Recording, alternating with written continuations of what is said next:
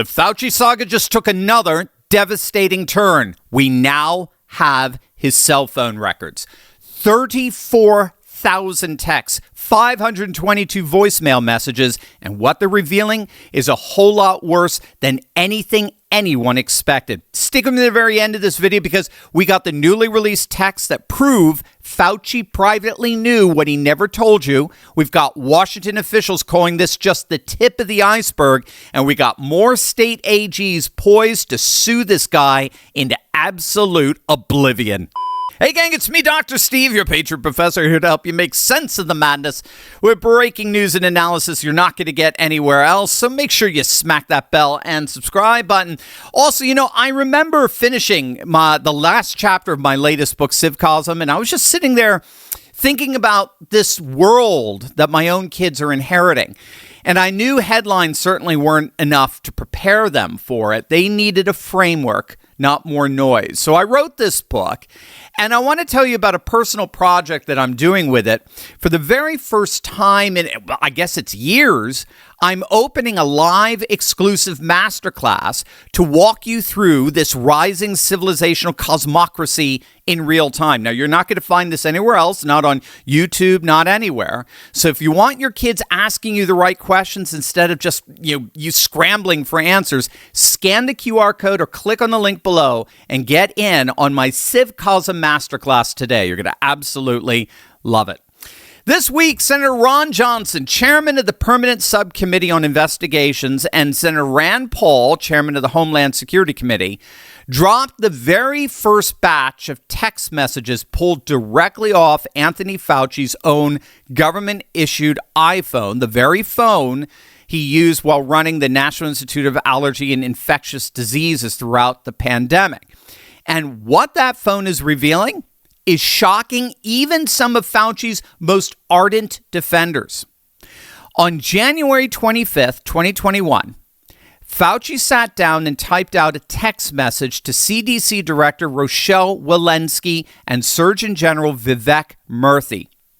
Fauci wrote, quote, "I asked around a bit more and another issue came up that you need to be aware of. Since many people have significant cytokine storm and fever after the second dose, this theoretically could be associated with miscarriage in the first trimester."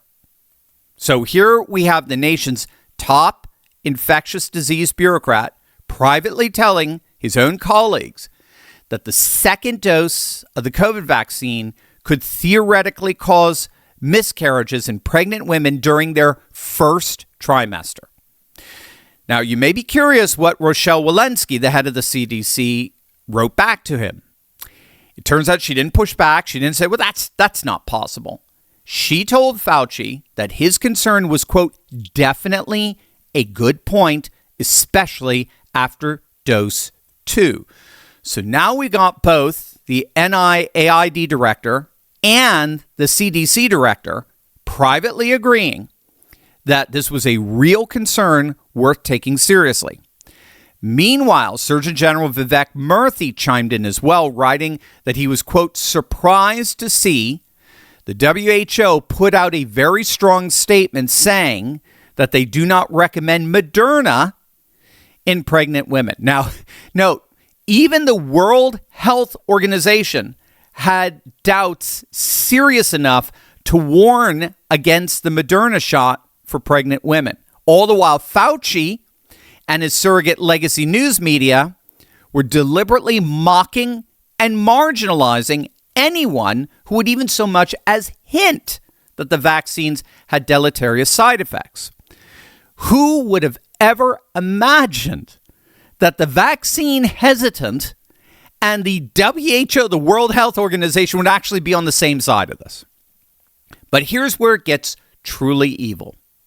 Just over a week later, on February 3rd, 2021, Anthony Fauci went in front of the cameras for a Journal of the American Medical Association live stream, and he told the entire country something completely different. Since the EUA and under the EUA, approximately 20,000 pregnant women have been vaccinated with no red flags, as we say. And this is being monitored by the CDC and the FDA. So you just heard the good doctor, right? 20,000 pregnant women have been vaccinated. No red flags. No red flags whatsoever. That's what he told the American public just days after privately flagging exactly that risk to his own colleagues in writing. He was saying one thing in private, and he was saying the opposite thing in public. And he didn't stop there. He kept doubling down on this lie for months, even years, later pointing to CDC tracking data on pregnant women and declaring, quote, "It's pretty clear that pregnant women should get vaccinated." Now, we were told ad nauseum to trust the science. Trust the science. Trust the science. I trust the science. Remember Nancy Pelosi? I trust the science, right? And millions of pregnant women did just that. They did what they were being told by all these legacy media outlets to do. They trusted Anthony Fauci as the ultimate authority on COVID. How many of them rolled up their sleeves believing there was zero link to miscarriage only to lose a pregnancy that they're going to spend the rest of their lives wondering about? Unfortunately, we know the answer to that. According to a 2021 New England Journal of Medicine study that tracked 827 pregnancies exposed to the mRNA vaccine, they found 104, quote, spontaneous abortions, i.e. miscarriages. But here's the part they buried. Of those 827 women, 700 got vaccinated in their third trimester, when miscarriage risk was essentially zero. Only 127 got the shot in the first or second trimester, which is exactly where all 104 of those miscarriages occurred. Now, you do the math with me. 104 miscarriages divided by 127 shots, that's an 82% miscarriage rate among women vaccinated in the first or second trimester. 82%. And here's the monstrous thing. They knew it. Fauci and his team knew it. Here's Senator Ron Johnson. An 82% miscarriage rate with women who got the injection in the first, second trimester. I mean, that is shocking. And they knew it. They knew it. They're not that stupid. They're just that devious. As maddening as this is, the good news is that Fauci's day of reckoning does appear to be at hand. Wait until you see what's rising up to finally bring this guy to justice. But first, gang, one of the most frequent questions I get asked by our audience is this. Maybe you wanted to ask this. Dr. Steve, is now really the right time to buy gold? Right? It's a fair question. Gold has had a tremendous run. Silver has been moving higher and higher. So naturally people wonder, so did I miss it? Is it too late? But I actually think that's the wrong way of looking at it. The real question isn't whether gold has already gone up. Obviously it has. The real question is whether the reasons for owning it have changed. I mean, think about where we are today. Central banks continue buying gold at record levels all over the world. Global debt continues to explode. Geopolitical tensions aren't going away. These are the very trends that we've been talking about on this channel for years. And if those trends haven't changed, then why would the case for owning physical gold and silver? So that's why more and more people are taking a closer look, not because they're chasing price, but because they're responding to what's happening in the world. Some are purchasing physical gold and silver directly. Others are moving a portion of an IRA or 401k into a gold IRA as part of their long-term wealth protection strategy. That's one reason why I trust Augusta Precious Metals. What I appreciate is that they don't try to convince you to buy anything. They start by helping you understand your options. They'll explain how purchasing physical gold or silver works, show you how a gold IRA works if you're using retirement funds, answer your questions, and then let you decide whether it's right for your situation. So if you'd like to learn more, go to turleybuysgold.com or text Turley to 35052. That's 35052 and request Augusta's free guide. Because in my view, the question isn't whether gold has already moved. It's whether the reasons for owning it have changed. And from where I sit, they haven't. Click on that link below right now. You have the job that he once had. That puts pregnant women in a really bad position. You're withholding information from them, giving them a recommendation that could potentially harm their baby. I don't know the process when you're the director of something like the NIH, but if you have reservations, shouldn't the public know those reservations?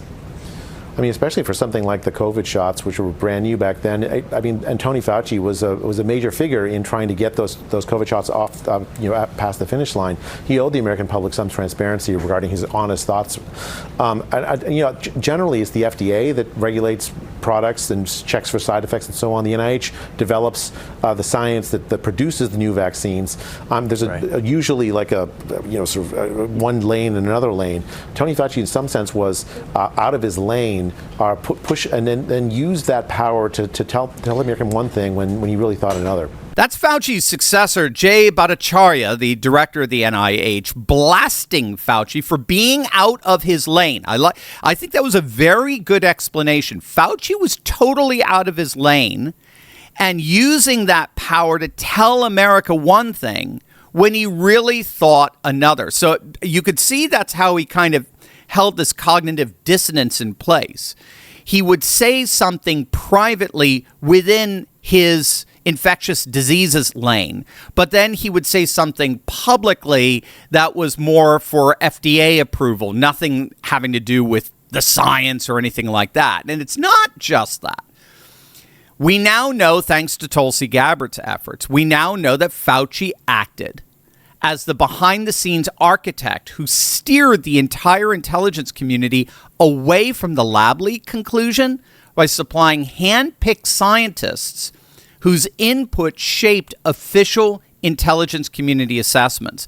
So we now know that he served as the public-facing propagandist, I should say, who knowingly pushed disinformation and suppressed dissent, like the Barrington Declaration, right, which was a group of Ivy League scientists from here in the States and very notable scientists across the pond in Europe who all publicly dissented from Fauci's assessments and recommendations. They were deliberately marginalized during this period.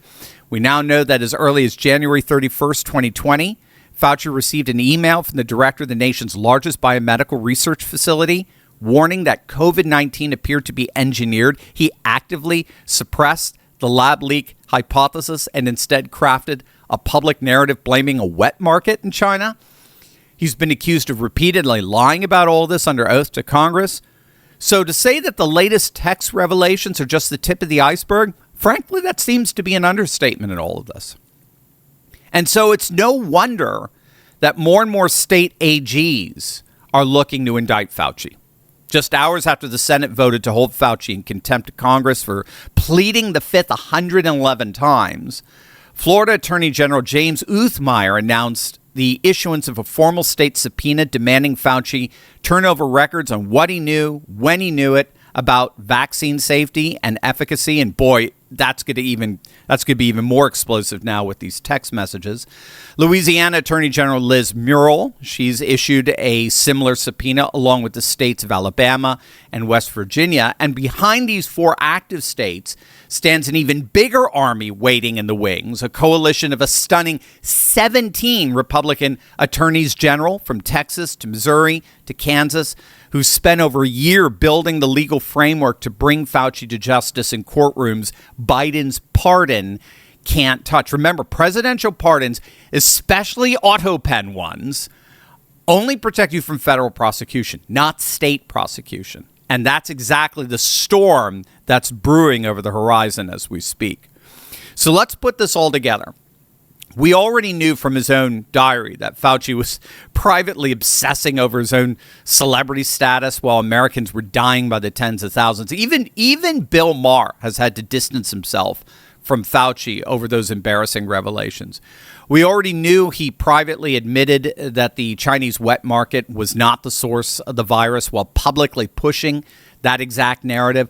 We already knew he sat through a Senate hearing under subpoena, invoked the Fifth Amendment more than 100 times. And now we know that while he was assuring pregnant women that there was nothing to worry about, no red flags, none, he was privately telling the CDC director that there was a theoretical miscarriage risk, one that his own colleague agreed was, quote, a good point. Senator Johnson says his team has only just scratched the surface of those 34,000 texts, and Fauci's own successor is out there confirming what conservatives have said for years, that this man told America one thing, all the while believing something else entirely. Every new revelation that comes out tells the exact same story.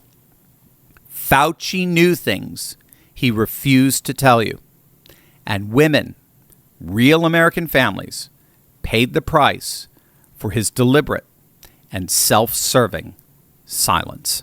Before you go, don't let the mainstream control your weekend mood. Every Friday, I put together a weekly wrap-up with real wins, real momentum, and proof that Patriots are actually winning in 2026. No spin, no doom script, just the truth about what God's doing through faith, family, and freedom. Click the link below to get this week's wrap-up free and start your weekend encouraged, not demoralized.